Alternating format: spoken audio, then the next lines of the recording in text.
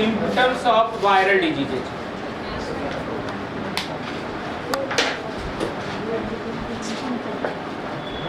Viral disease के symptoms को हम लोग दो भागों में बांट सकते हैं। एक होता है आपका एक्सटर्नल सिम्टम्स, और जो एक्सटर्नल सिम्टम्स हैं ये दो तरह के होते हैं। एक होता है आपका primary symptoms, primary symptoms. Primary symptoms किसे कहते हैं? सिम्टम्स अगर एट द पॉइंट ऑफ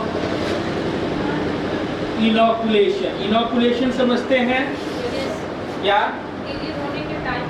हाँ, जिस जगह पे इन्फेक्शन होता है ना, तो इनोकुलेशन उसको बोलते हैं। तो सिम्टम्स अगर at the point of inoculation, जहां पर डिजीज उत्पन्न, यानी कि जिस पॉइंट पर ऑर्गेनिज्म इन्फेक्ट कर रहा है उसी पॉइंट पर जब सिम्टम्स दिखाई देगा तो उसे हम लोग क्या कहेंगे?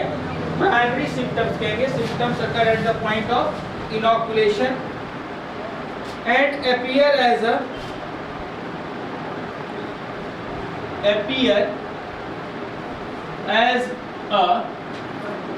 local lesions. Appear as a local lesions. For example,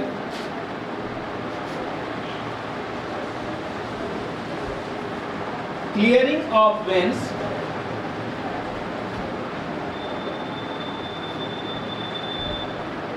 clearing of veins, yellow and green patches, or death of cells.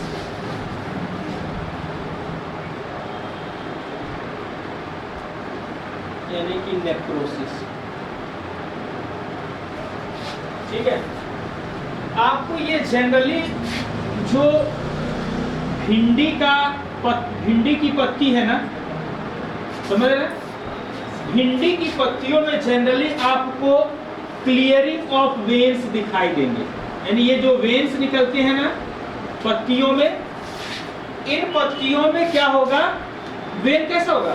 Green colour का होगा, लेकिन इन्फेक्शन के कारण ये थोड़ा सा येलो पड़ जाएगा, फिर ग्रीन होगा, फिर आपको यहाँ येलो पड़ जाएगा, फिर क्या होगा? ग्रीन होगा। मतलब जो पैचेज के फॉर्म में अगर दिखाई देते हैं तो उसे हम लोग क्या बोलते हैं? क्लियरिंग ऑफ वेन्स बोलते हैं। और डेथ ऑफ सेल्स यानी कि नेक्रोसिस ऑफ द सेल्स का। ठीक है, ये हो गया आपका प्राइमरी सिम्टम्स। दूसरा है आपका सिस्टेमिक सिम्टम्स।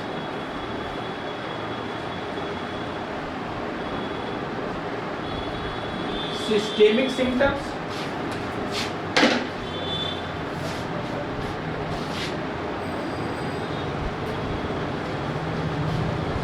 when symptoms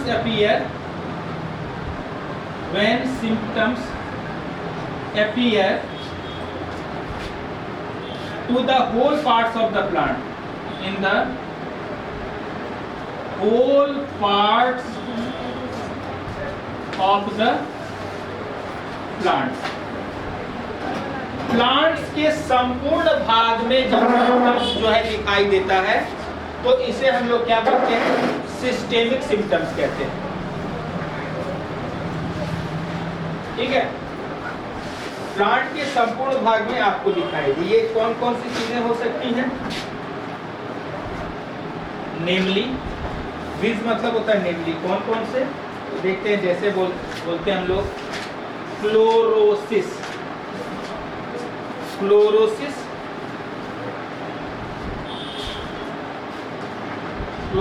क्या है? Uneven distribution of chlorophyll in the form of yellow and green patches, yellow and green patches. Necrosis, अभी मैंने बताया आपको, डेथ ऑफ द सेल्स पूछा जाता है। नेक्रोसिस से आप क्या समझते हैं? What do you mean by necrosis? Necrosis means होता है डेथ ऑफ द सेल्स, ठीक है। फिर होता है आपका डिस्टॉर्शन, डिस्टॉर्शन, थोड़ा सा सर स्याही ब्लैक वाला दो, distortion.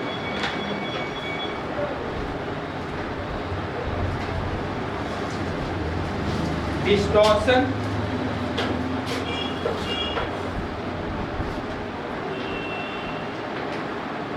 Alternation in symmetry of leaf,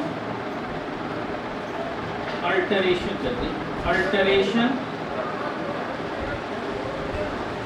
in symmetry of leaf, मतलब समझे, पत्तियां एक निश्चित सिमेट्री में निकलेंगी। जैसे टेक्सोनॉमी मैंने बताया, जैसे सपोज कीजिए कि ये एक यहाँ निकला एक यहाँ निकला, तो अल्टरनेट हो गया। अगर दोनों इस साइड से निकल गया तो अपोजिट हो गया, ठीक है। और उसी तरह से अगर स्पाइरल फॉर्म में निकल रहा है, जैसे एक यहाँ निकला पत्ती, दूसरा यहाँ निकला, तीसरा यहाँ निकला, तो इसे हमने स्पाइरल कहा। तो हर प्लांट में लीफ के अरेंजमेंट की सिमेट्री होती है, लेकिन अगर वायरल डिजीज होता है तो सिमेट्री क्या होती है? गड़बड़ हो जाती है, तो सब लोग क्या बोलते हैं? डिस्टॉर्शन बोलते हैं, ठीक है। फिर है stunting, stunting means dwarfness in plants, growth नहीं हो पाता प्लांट का, तो इसे हम लोग स्टंटिंग बोलते हैं। और है आपका इंटेशंस, इंटेशंस का मतलब होता है hair like outgrowth, hair like outgrowth, hair like outgrowth, ठीक है। हेयर लाइक आउटग्रोथ, ये हो गए आपके एक्सटर्नल सिम्टम्स। दूसरा है आपका internal symptoms.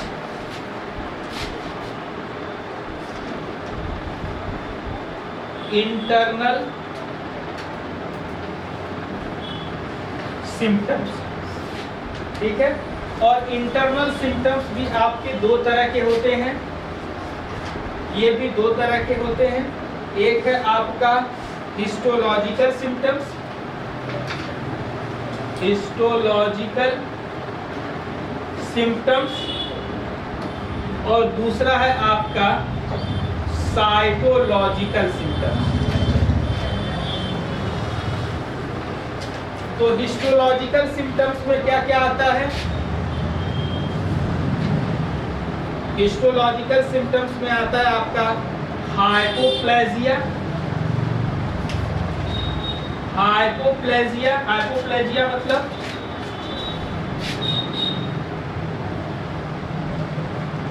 Shrinking in sales,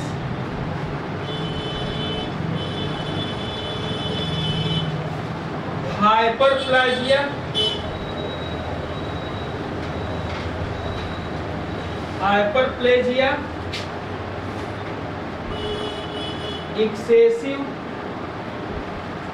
growth of cells, और necrosis.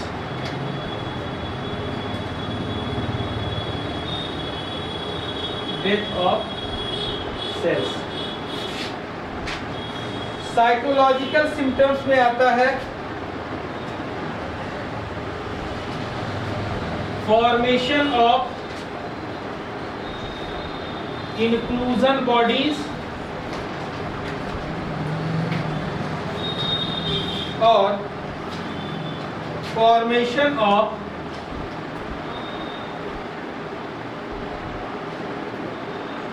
amoeba like amorphous bodies।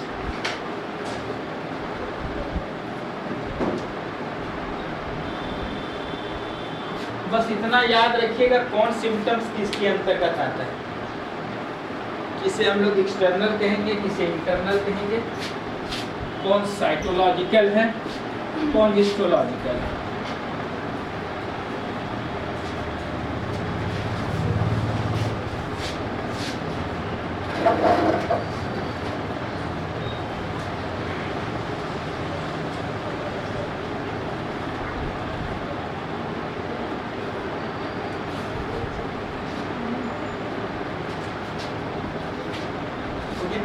अब इसके बाद हम लोग देखते हैं transmission of viruses.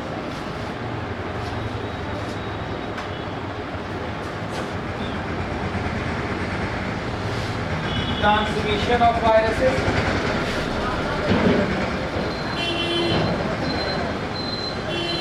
Transmission virus का कैसे हो सकता है भाई? By mechanical means.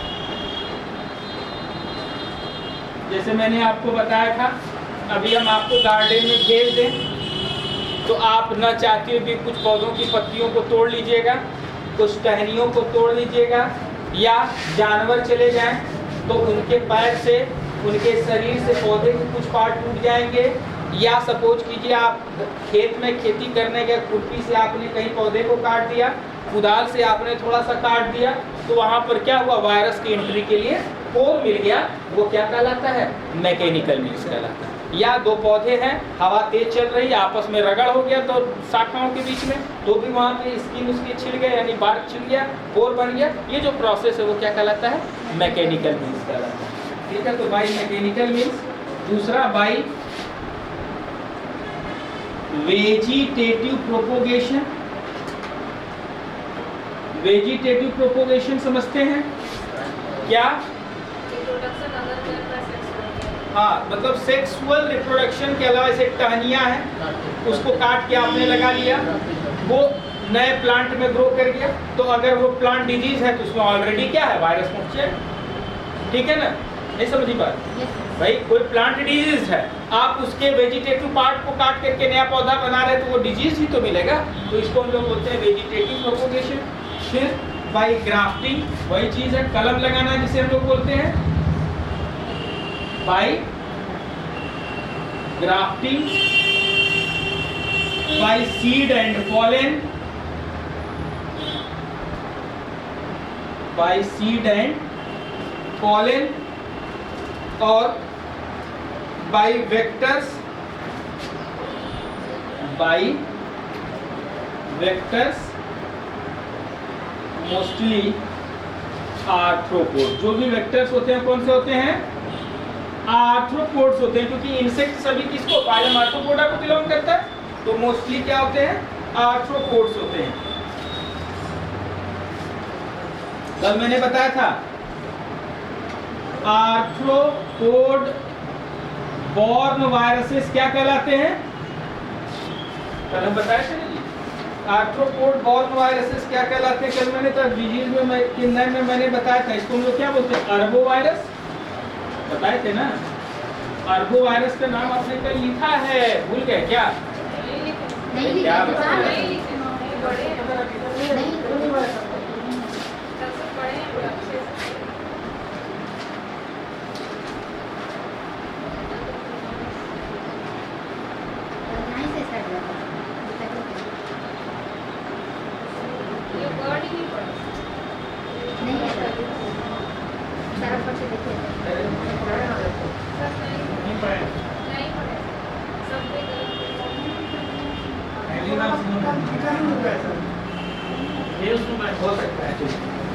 Arthropod virus क्या कहलाते हैं? आर्बो वायरस कहलाते हैं। ठीक, अब चूंकि देखिए यहीं से हमको बात पकड़ना ये इंपॉर्टेंट है। वेक्टर्स जो होते हैं मोस्टली क्या करते हैं? कौन से होते हैं? आर्थ्रोपोड्स। तो आर्थ्रोपोड्स क्या होंगे? वायरस को ट्रांसमिट करेंगे।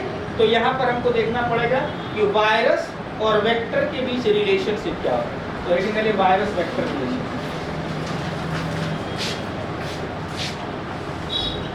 वायरस वेक्टर रिलेशन,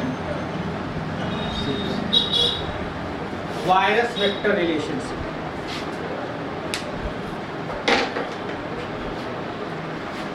देखिए on the basis of virus vector relationship,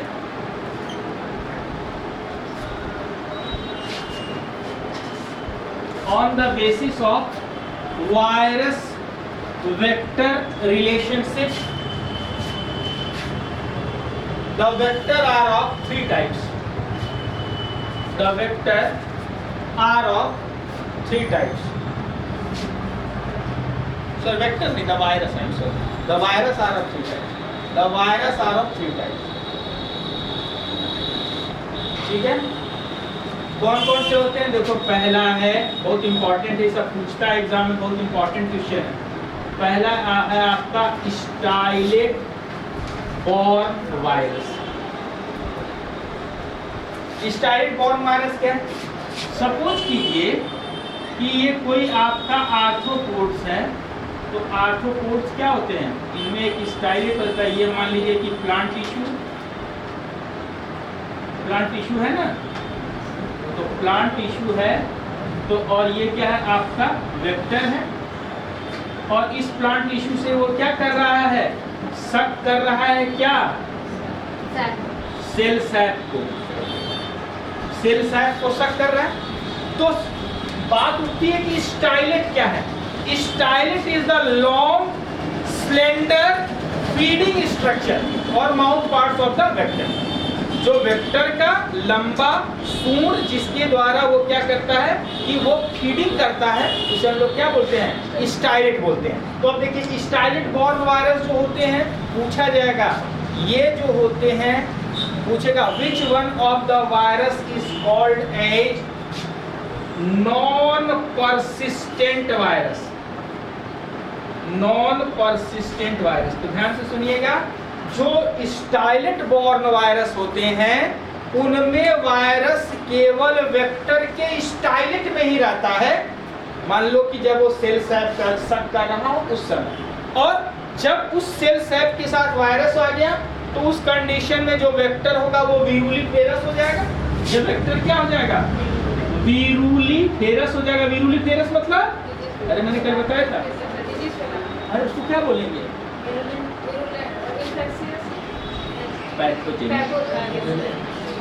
pathogenic हो जाएगा ना। और जब ये फिर सेकेंड टाइम किसी सेल सैप को सक करना जाएगा तो उस समय वो क्या कर देगा? इसके स्टाइलेट से वायरस क्या होंगे? सेल सैप में आ जाएगा, और इस समय तब क्या हो जाएगा? जब वायरस निकल गया तो ये एविरुलिफेरस हो जाएगा। बात समझ रहे हैं? तो इसका मतलब जो वायरस होता है वह केवल कुछ समय के लिए स्टाइलेट में आता है, जब तक वो फीडिंग ना कर रहा हो, और सेकेंड टाइम फीडिंग करते समय ये वायरस को फिर क्या करता है? होस्ट में छोड़ देता है, वायरस उसके स्टाइलेट से निकल जाते हैं। तो इसे हम लोग क्या बोलते हैं? स्टाइलेट बॉर्न वायरस या नॉन परसिस्टेंट वायरस। तो लिखिएगा सच viruses,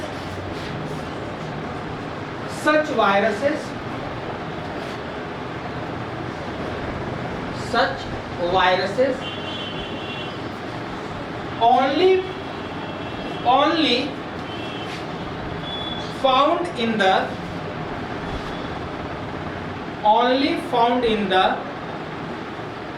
stylate, only found in the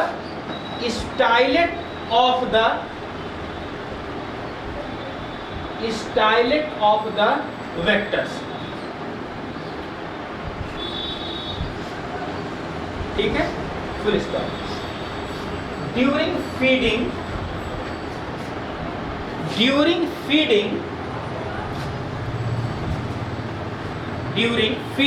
और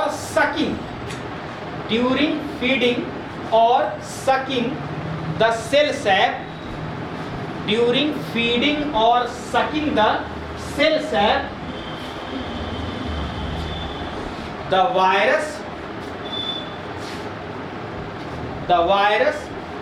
reach into the stylet,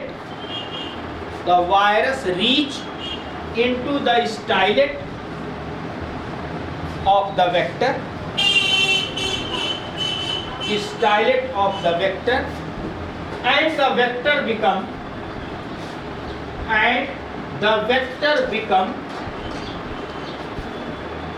viruliferous, and the vector become viruliferous, and the vector become viruliferous. Full stop. देखिए, during next feeding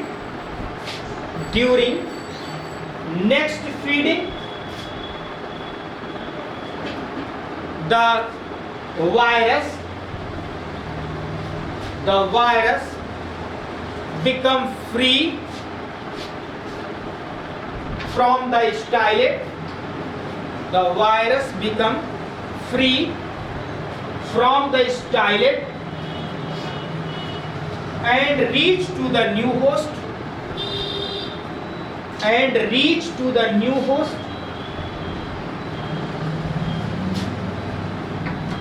thus vector become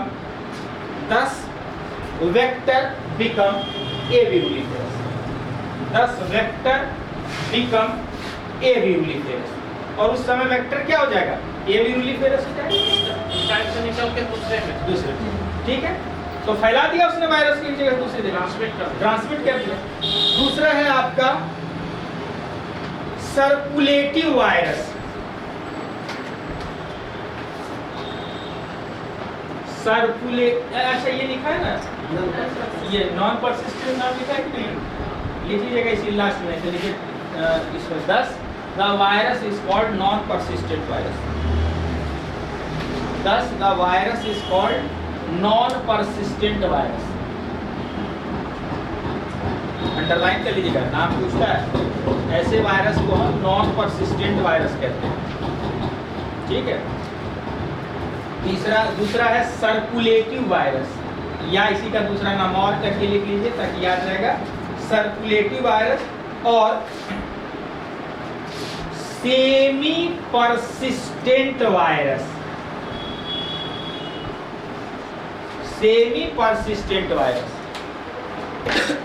अब देखिए semi persistent क्या है। इधर देखिए, आपने कहा फर्स्ट कंडीशन में वायरस केवल उसके स्टाइलेट में था, लेकिन दूसरे कंडीशन में क्या हो रहा है कि ये मान लो सैप को सक कर रहा है, तो स्टाइलेट में ही नहीं रहेगा वायरस इसके स्टाइलेट से, इसके सैलावरी ग्लैंड से होते हुए इसके गट में आ जाएगा। कहाँ जाएगा? गट में। और गट से फिर कहाँ चला जाएगा? ब्लड में। और ब्लड से फिर सर्कुलेट करते हुए फिर कहाँ आ जाएगा? आपके सैलावरी ग्लैंड में। और सैलावरी ग्लैंड से फिर कहाँ आ जाएगा?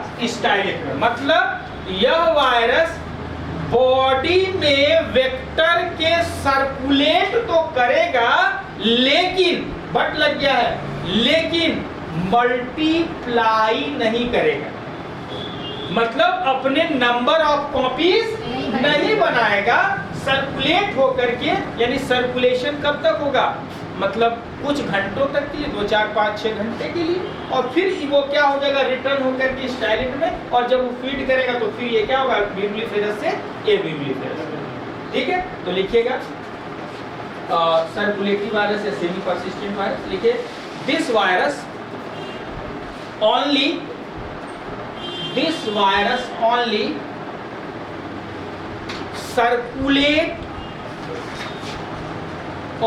circulate in the vector's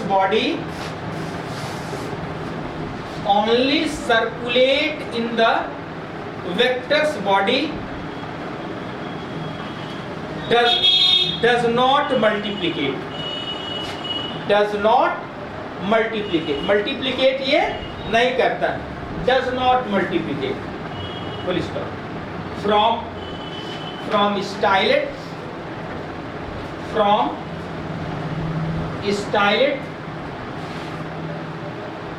it reach to the gut, from stylet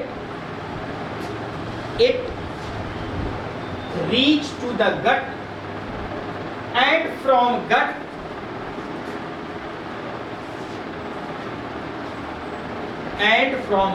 it enter into the bloodstream.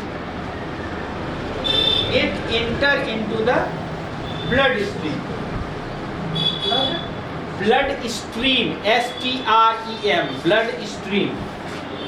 And after few hours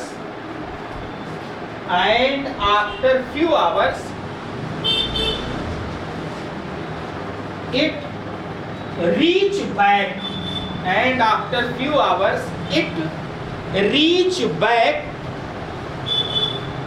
to the salivary glands, to the salivary glands, and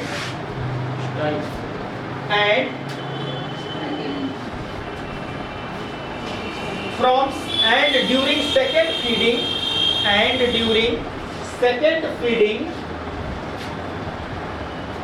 the vector become aviruliferous, and during second feeding the vector becomes aviruliferous. ठीक है। और तीसरा है आपका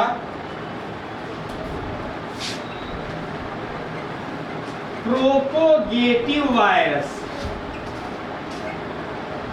और इसी को हम लोग बोलते हैं परसिस्टेंट वायरस। नाम से समझ गए होंगे, परसिस्टेंट वायरस।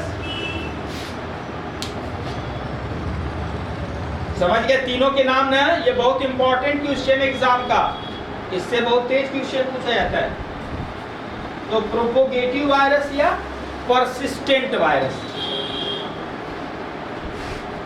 ठीक, नाम से क्लियर है। मतलब यहाँ पे ब्लड स्ट्रीम में पहुंचने के बाद ये मल्टीप्लाई करने लगेगा, अपने नंबर ऑफ कॉपीज को बना लेगा, और कभी भी वायरस विरुलिफेरस से एविरुलिफेरस नहीं हो पाएगा, हमेशा ट्रांसमिट क्या होगा, करता रहेगा। इसलिए इसको क्या बोलते हैं, प्रोपोगेटिव या परसिस्ट कर जाना, वहां पर क्या होगा, तब स्टे कर जाएगा, ठीक है। परसिस्टेंट वायरस लिखिए, such viruses circulate into the vector's body. Such viruses circulate into the virus body, sorry, into the vector's body, circulate into the vector's body, and during circulation,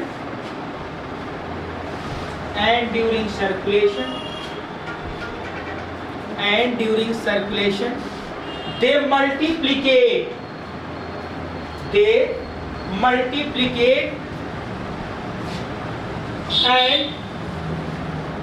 and mix their number of copies. They multiplicate and mix their number of copies. Therefore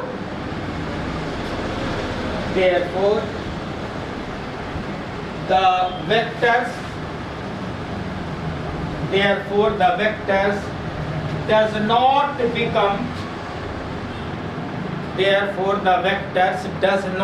become aviruliferous, इसी का शरीर में रहता जी, does not become aviruliferous after any feed, किसी भी feed के बाद वो एविरुलिफेरस नहीं हो पाएगा। सर ये वायरस हम लोगों में भी, हमको आपको कुछ लोग पूछते हैं एड्स है, मच्छर काट ले तो हमको भी एड्स हुई, मच्छर में तो वायरस पहुंच ही रहा है ना। तो उसका कारण है, देखिए जो एक्टिविटी होती है ना, जो आपका क्या कहते हैं बॉडी में इन्वायरमेंट मल्टीप्लिकेट करने का जो इंसेक्ट में होता है वो नहीं मिल पाता, ठीक है। और ये वायरस जो होते हैं फीडिंग के दौरान कभी भी ट्रांसमिट जो होते हैं किसी भी होस्ट में नहीं कर पाते, ठीक। हाँ एक कंडीशन हो सकता है, देखिए मच्छर मारना भी ठीक नहीं, आप फटफट मार देते हैं मच्छर को, कहीं घाव है और वहां आपको मच्छर काट रहा है और आपने मार दिया, तब उस ब्लड स्ट्रीम के साथ वो वायरस आपके बॉडी में पहुंच सकता है, और दूसरे किसी भी कंडीशन में वो वायरस आपको इन्फेक्ट नहीं कर सकता। मल्टीप्लाई करने के लिए एक सुइटेबल एनवायरनमेंट चाहिए। हाँ सब स्पेसिफिक वेक्टर में मिलेगा नहीं। आगे लिखेगा। हाँ एक इसका इम्पोर्टेंट है एलिशा, नाम सुने हैं? एलिशा क्या है? क्या नाम है इसका पूरा? पूछता है। हाँ इम्यूनो सॉर्बेंट एसिड ना। आप लोग तेज है भाई, कौन रोकेगा आप लोग को? एकदम सिलेक्शन करता है। तो देखिए एलिशा, ठीक है,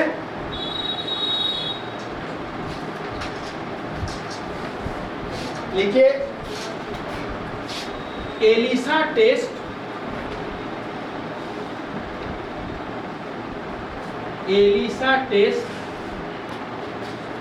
is mainly used for the identification of HIV virus, है ना? इसके आइडेंटिफिकेशन के लिए हम लोग करते हैं एलिशा टेस्ट, HIV वायरस के लिए करते हैं। और ये जो होते हैं कितने तरह के होते हैं? It is of 3 types. बोलिए एलिशा टेस्ट कितने तरह का है? 3 तरह का। आप लोग सब पढ़े हैं, सब जानते हैं, ठीक है। कौन कौन सा? एक है आपका डैश एलिशा, है ना? डैश एलिशा ये क्या है? Double antibody sand Elisha. इसका पूरा नाम क्या है भाई? Double antibody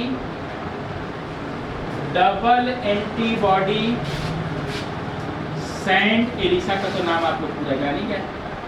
double antibody sand Elisha, ठीक है। दूसरा है आपका डैक एलिशा, डैश एलिशा। दूसरा है आपका डैक एलिशा। डैक एलिशा क्या है? Direct antibody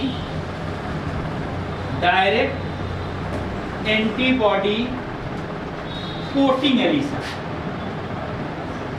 direct antibody coating Elisha. और तीसरा वो है आपका पैक एलिशा। पैक एलिशा मतलब प्रोटीन एंटीबॉडी कंटेनिंग एलिशा, है ना? तो 3 तरह के एलिशा टेस्ट, मतलब 3 तरह के हमको किट्स मिल सकते हैं टेस्ट करने का। डैश एलिशा, डैक एलिशा और pack Elisha. Double antibody sand Elisha, direct antibody coating Elisha और पैक यानी प्रोटीन एंटीबॉडी कंटेनिंग एलिशा। अब हम लोग देख लेते हैं करते कैसे। आप लोग किए भी होंगे, जानते भी हैं, फिर भी बता दे रहे हैं। नहीं किए? अच्छा कोई बात नहीं, बता देते हैं। ठीक है, डन है ना?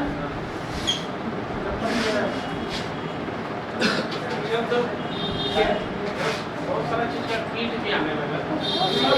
तो हर चीज का किट है भाई। अब तो कोरोना किट आ गया तो अब क्या चीज? एंटीबॉडी जो है सब रिएक्शन करता है, हाँ। रिजल्ट आता है। अरे प्लाज्मा डालता है ना, उसमें सीरम डालता है, उसके बाद उसमें एंटीजन डालता है, रिएक्शन होता है दोनों।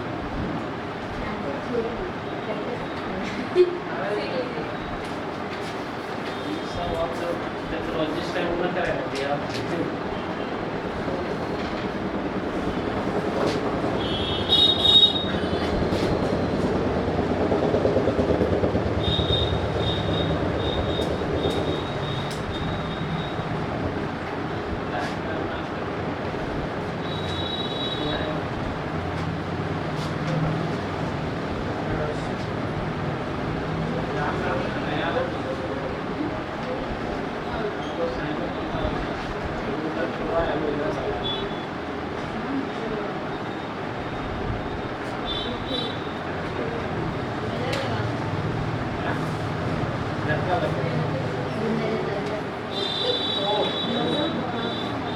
यहाँ पे तो सब लगा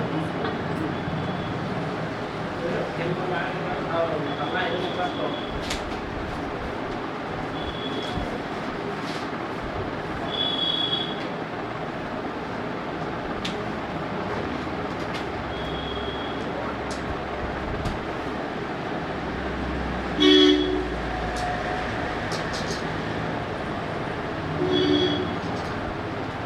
ये ऐसा क्यों बना रहे हैं आपको पता ही है ना, क्योंकि एंटीबॉडी का स्ट्रक्चर कैसा होता है एंटीजन का, वाई से होता है।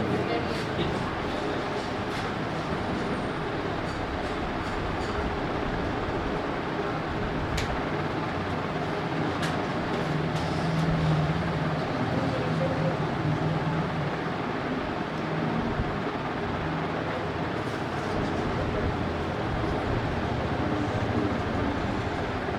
ELISA plate containing antigen.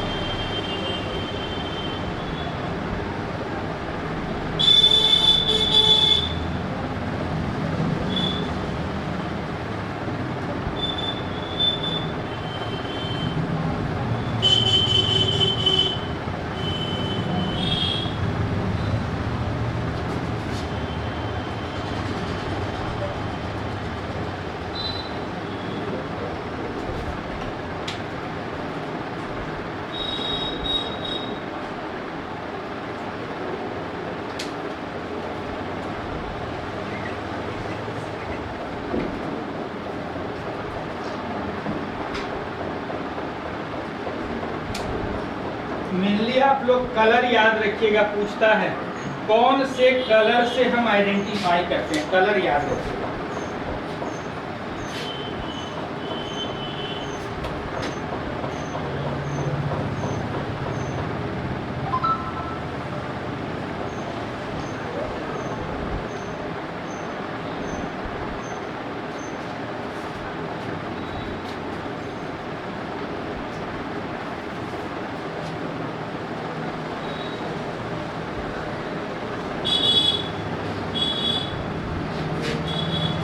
अगर पर्पल कलर देता है तो एलिसा पॉजिटिव है, मतलब व्यक्ति को एड्स है, और अगर येलो कलर देता है इसका मतलब एलिसा नेगेटिव है, व्यक्ति को एड्स नहीं है।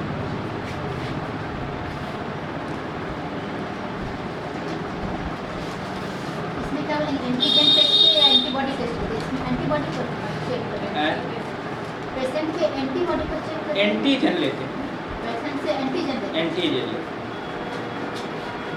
एंटीबॉडी एंटीजन हम स्पेसिफिक उस एंटीजन के प्रति एंटीबॉडी डालते हैं।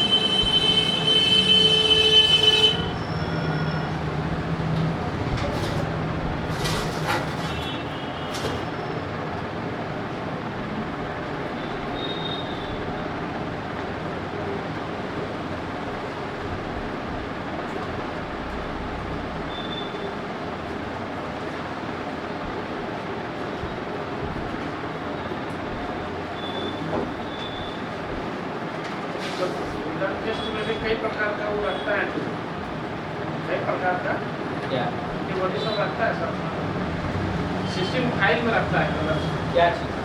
विडाल टेस्ट में हाँ पूरा लोग जांच में देते जाता है कौन फ्रॉड कर रहा है कौन कर रहा है, उसी तरह से उसका सेडिमेंटेशन आप रहता है। सीखे कि नहीं? उसके बाद वो सीखे देखते हैं, तो बता देगा तो उसका मतलब एचबी तो कर लेते हैं 50% तो डॉक्टर आप भैया। सर हम लोग का क्या video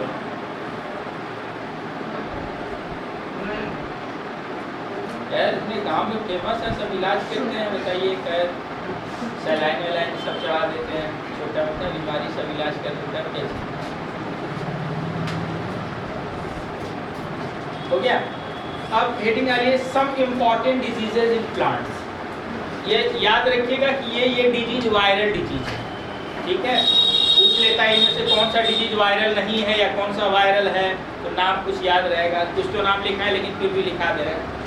some viral diseases in plants, some important viral diseases in plants.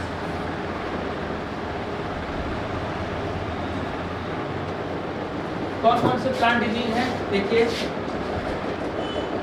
Mosaic of tobacco, नाम सुने ही है, tobacco mosaic disease. Mosaic of tobacco and tomato, टमाटर और तंबाकू के पत्तियों पर धब्बा बन जाता है। Bean yellow mosaic, bean yellow mosaic. Bunchy top of banana, bunchy top of banana. Mosaic of sugar cane, mosaic of sugar cane. Yellow vein mosaic of bhindi, ये बहुत ज्यादा पूछने वाला है। येलो वेन मोज़ेक ऑफ भिंडी। भिंडी का बॉटनिकल नेम गॉसिपियम एस्कुलेंटम होता है, ठीक है। तो भिंडी। Cucumber mosaic,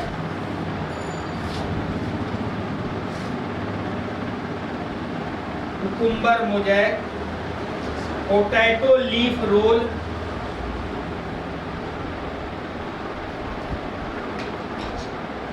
leaf curl of papaya.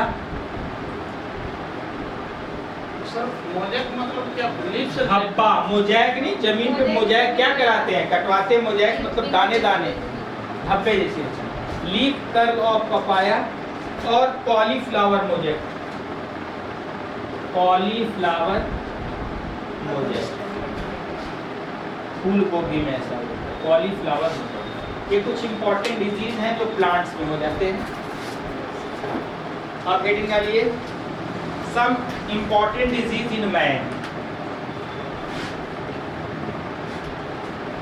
Some important disease in man.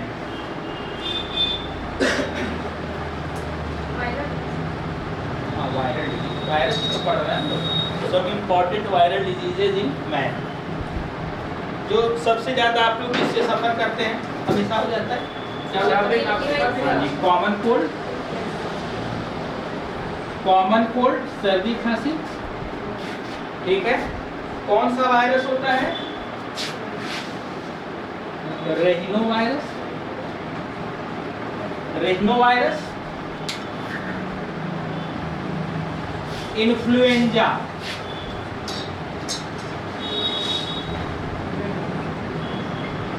Influenza virus, influenza virus. Small pox, pox सुने, चेचक, तो स्मॉल पॉक्स ये कौन करता है? अरे variola virus, variola virus, poliomyelitis, polio जिसे बोलते हैं, पोलियोमाइलिटिस मतलब पोलियो, पोलियो है ना, कौन सा करता है? पोलियो वायरस, या इसी को क्या बोलते हैं? पोलियो वायरस, इसे क्या बोलते हैं हम लोग? रीहो वायरस। पोलियो वायरस को क्या बोलते हैं? रीहो वायरस, ठीक है। फिर है encephalitis, encephalitis, encephalitis, encephalitis virus. Sir last में माइलेटिस और सिम्बालिटिस दोनों जो माइलेटिस में क्या होता है? हाँ। उसमें कुछ मतलब नहीं है, जैसे पोलियो माइसेलेटिस, इंसेफेलाइटिस और लेटिस में जुड़ा है उससे कोई उससे कोई मतलब नहीं है। नहीं, इंसेफेलाइटिस, ठीक है। फिर है इंसेफेलाइटिस वायरस हो गया। फिर है आपका येलो फीवर, तो येलो फीवर जो है आपका आर्थ्रोपोड बॉर्न डिजीज है, तो क्या कहला है? कौन वायरस अभी पता है? हाँ, अर्बो वायरस, अर्बो वायरस, आर्थ्रोपोडन्स बॉर्न डिजीज है, अर्बो वायरस। फिर है रेबीज, जिसे क्या कहते हैं हम लोग? हाइड्रोफोबिया, रेबीज या हाइड्रोफोबिया कौन सा वायरस करता है? रैप्डो वायरस और रियो वायरस, रैप्डो वायरस और रियो वायरस। चिकन पॉक्स, बड़ी माता, बड़ा चेचक, चिकन पॉक्स कौन करता है? वेरिसेला वायरस, वेरिसेला वायरस और मीजल्स, मीजल्स कौन उत्पन्न करता है? Rubella virus, rubella virus.